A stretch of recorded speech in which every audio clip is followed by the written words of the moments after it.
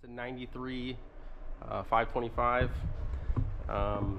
We got the ZF right there out of the Scat Pack. Got the motor over here. Sitting on the stand. Started working on this thing. We pulled the exhaust off, drive shaft. Just working on the bell housing bolts right now.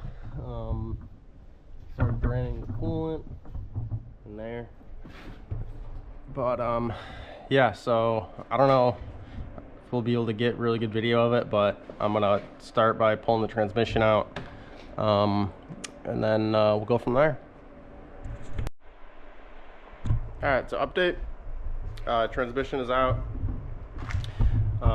That's it right there. We're kind of just like setting it next to the ZF, just to try to get a size comparison, to see like where it'll land in the car.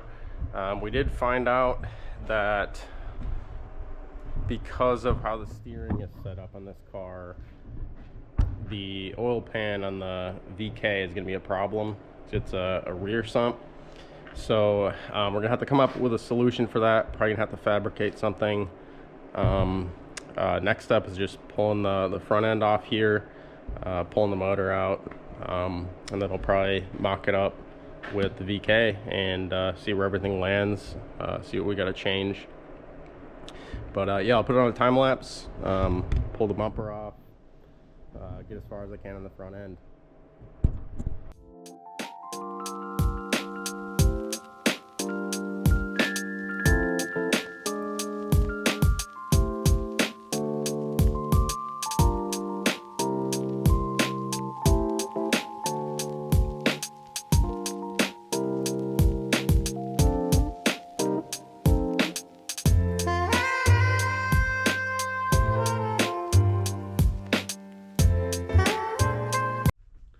Okay, so just another update. Last thing you saw is I pulled off the front bumper. Now we got the transmission out, and we're kind of just looking around under here, because the VK, as you can see, is a rear sump, and this is a front sump. So we're thinking about it, and thinking about maybe moving this bar, creating a new one, moving it back farther, and modifying this steering. We also threw around the idea of swapping an E36 front subframe, and also doing the steering rack, but then you gotta you know, you run into issues there with the knuckles too. So we're thinking what we're probably going to do is just make a pan and move it to be a front sump.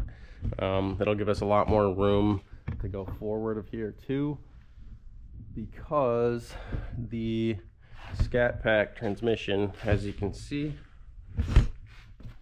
the bell housing is way bigger than the factory one. So to be able to fit that without modifying the tunnel, which we'd really rather not do, we're probably just going to have to push the engine pretty far forward, to be able to fit the transmission in here without modifying the trans tunnel. So now I've done a little bit of work. I just pulled this like lower pan off just to see what everything looks like. So now I'm gonna pull the whole pan off and try to get an idea of how we can build this pan. So I'll put that on a time lapse.